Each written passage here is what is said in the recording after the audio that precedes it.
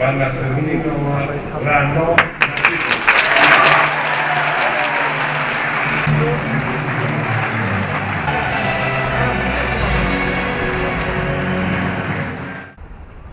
بعد از یک سال تلاش‌های داوطلبان و یک سال پر از سنجش و امتحان‌ها، غالبان آزمون جمهوریوی فروغ صوفی دانایی کتاب است در سال 2020 معین و در وضعیت تنتنوی با جایزه‌ها سرفراز گردانیده شدند.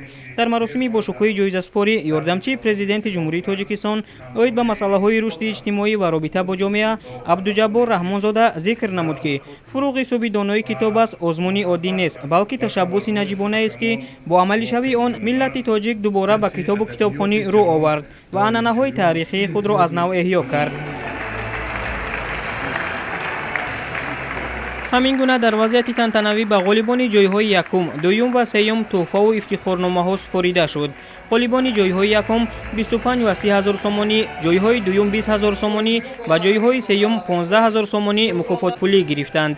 باید گفت که آزمون مذکور از آزمون سال گذشته به کلی فرق داشته، هر نامیناسیون از روی صفت اشتراکچیان به سه گروه جدا شده است، یعنی تعداد جایزه های یکم و دوم و سوم دوتایی زیاد شدند. از جمله تربیت گیرندگان و خوانندگان مؤسسه‌های تحصیلاتی تا مکتبی و میانه عمومی، دانشجویان مؤسسه‌های تحصیلات ابتدایی، میانه و عالی کسبی، بعد از مؤسسه‌های تحصیلات کسبی یعنی ماجسترها، اسپیرانت‌ها، دکترانت‌ها، کلانسالان و نمایندگان کسب و کار گوناگون، آموزگاران همه زینه‌های تحصیلات، کارمندان فرهنگ و صنعت و دیگر طبقه‌های اهالی مملکت در علاهیدگی معین و مکافاتانیده شدند.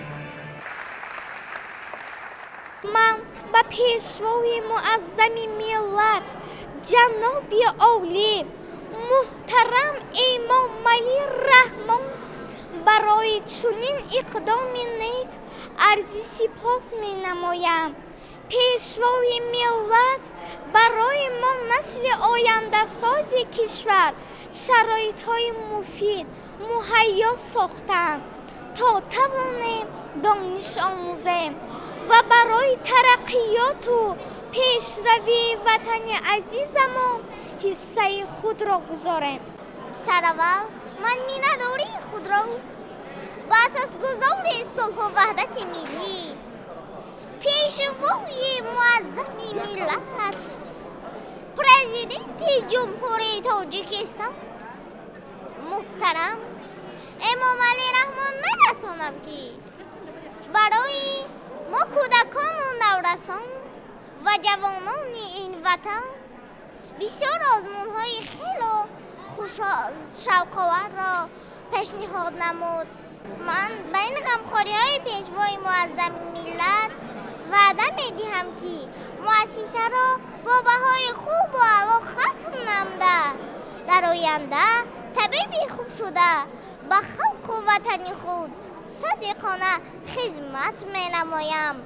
از روی نامیناسیون دوم یعنی خواندن و از بر نمودن آثار ادیبان معاصر تاجیک سزاوار جای دوم گشتم که این برای من افتخار خیلی بزرگ است و من منتداری خود را پیش از همه به اساسگذار صلح و وحدت ملی پیشوای معظم ملت محترم امام علی رحمان میرسانم که بهر ما جوانان نورسان چنین آزمون و چاره‌بینی ها را بهر بلند برداشتن سویه دانش ما تشکیل می‌نمایند.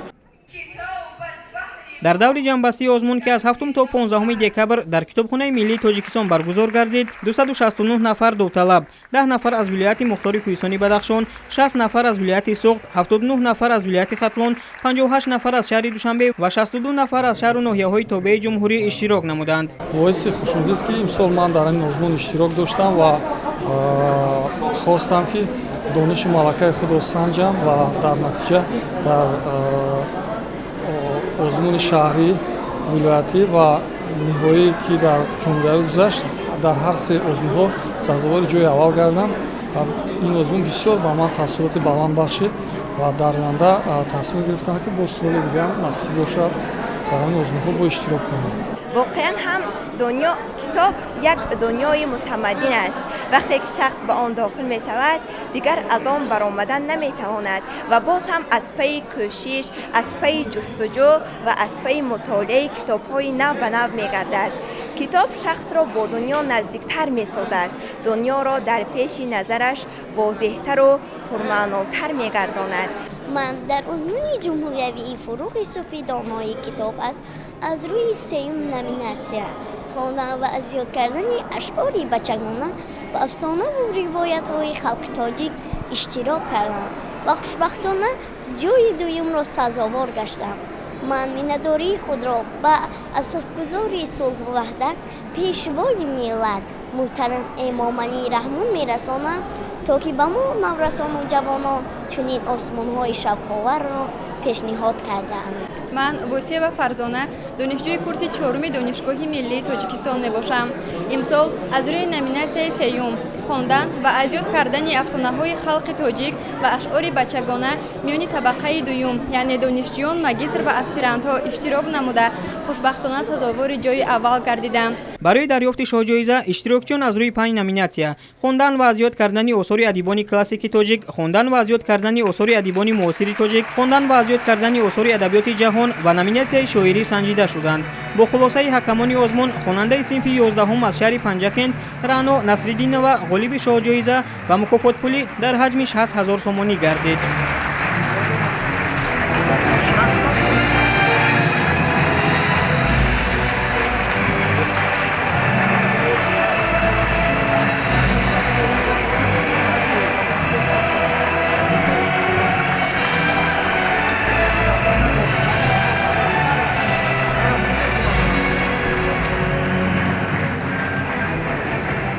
امروز با حکم تقدیر یک جایزه بلندی در آزمون جمهوری فروغ صبح دانایی شاه جایزه دور 4 آزمون نصیبم گردید و من این را پیش از همه تحفه تقدیر می دانم. آزمون جمهوری فروغ صبح دانایی برای تمام جوانان کتابخوان یک میدان فراخ و بزرگ است که هر استعداد در آن با تمام درخشش‌های خود جلوه می‌دهد. طول 2 سال است که آوازه انقلاب مدنی ما تمام آسیا را گرفته است. ما امروز از جمله خلقت‌های به حساب می‌رویم که کتاب می‌آفرد، کتاب می‌خواند، شعر می‌داند. یکی از فعالترین اشتراک کنندگان تمدن آفر در تمام جهان می‌باشیم.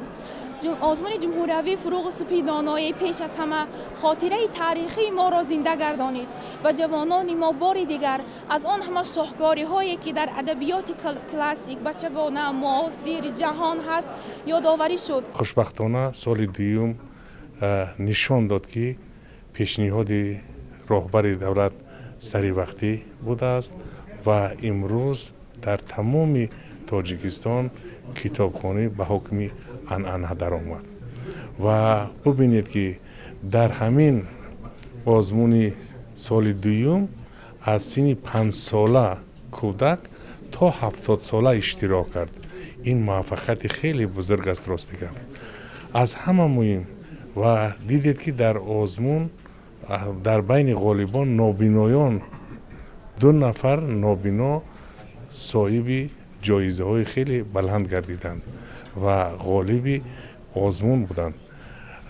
اونها نیز از این تشبث روح بلند گردیدند، در آزمون اشتراک کردند و از روی تحلیلی که وزارت معارف و علم به ما پیشنهاد کردند و از روی تحلیلی که دوره 3 جنبش گردید بیش از 160,000 نفر